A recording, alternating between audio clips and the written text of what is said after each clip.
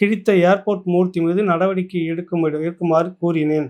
நான் சொல்ல சொல்ல அவர் எழுதி எனக்கு படித்து காட்டினார். நான் சொன்னது சொன்னபடி உள்ளது. இப்படிக்கு மகாதேவன் அப்படின்னு போட்டு இந்த விஷயங்கள்லாம் வந்திருக்கு. இதுதான் காவல் நிலையத்தில் இருக்கக்கூடிய எஃப்ஐஆர்.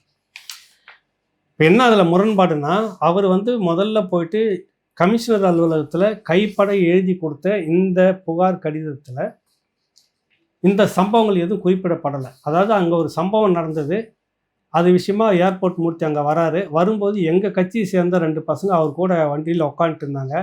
இதை நான் தலைவர்கிட்ட சொன்னேன். அவர் உடனே இப்படிப்பட்ட ஆள் எதுக்கு நம்ம கட்சியில் இருக்கணும், கட்சி விட்டு நீக்கிட்டார். இது விஷயமா தான் எங்ககிட்ட கேட்டார் அப்படின்னு சம்மந்தப்பட்ட திலீபன் எஃப்ஐஆர் கொடுத்து இருக்கிறார். இதுதான் எஃப்ஐஆருடைய உண்மை நகல். காவல் நிலையத்திலேருந்து எப்படியோ ஒரு விதத்தில் வாங்கியிருக்கிறோம். கமிஷனர் அலுவலகத்தில் அவங்க கைப்பட கொடுத்த கடிதமும் இருக்குது. இப்போ இந்த முரண்பாடு தெரியுது அவங்களுக்கு, இதில் என்ன இருக்குதுன்னு சொன்னால் அந்த தோழர்கள் வருத்தப்படுறாங்க. இன்றைக்கி கூட கொஞ்சம் நேரத்துலேருந்து ஒரு வழக்கறிஞர் தம்பி தொலைபேசி வழியாக தொடர்புக்கு அது வாட்ஸ்அப் காலில் வராரு. கொஞ்சம் முரட்டுத்தனமாக பேசி இவரும் அவரும் சமமாக அந்த பையனா, அதை நீ எப்படி இதெல்லாம் எடுத்து போடலாம் அப்படின்லாம் பேசுகிறாரு. நீங்கள் பேசுங்க, இல்லைன்னு சொல்ல வரல.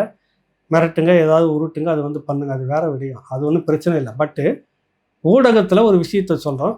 ராவணால இது வரைக்கும் ஆபாசமாக அவரை பற்றி இங்கே பேசுறதுக்கு நான் அனுமதிச்சதில்லை. சில தகவல்களோடு அவர் வந்தப்போ கூட அந்த மாதிரியான தகவல்கள் சம்பந்தமாக இங்கே பேசிடாதீங்க, எங்கேயும் பேசிடாதீங்க அப்படின்னு சொல்லி அனுப்பியிருந்தோம். அவரும் அதை பெருந்தன்மையோடு நிறுத்திட்டு இருக்கிறாரு.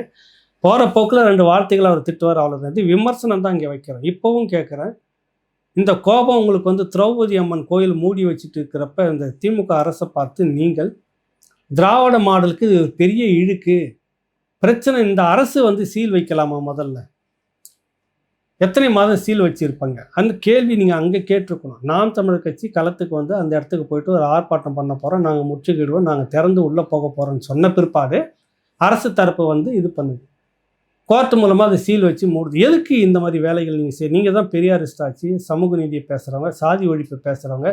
என்னுடைய ஆட்சியில் இந்த மாதிரி பிரச்சனை வரக்கூடாது, நாங்கள் கோயிலை திறந்து நாங்கள் முன்னாடி கூட்டிகிட்டு போகணும், இந்த திமுக அரசு சொல்லணும் என்பதை விசிக அங்கே பேசி அங்கே கோவப்பட்டிருக்கணும்.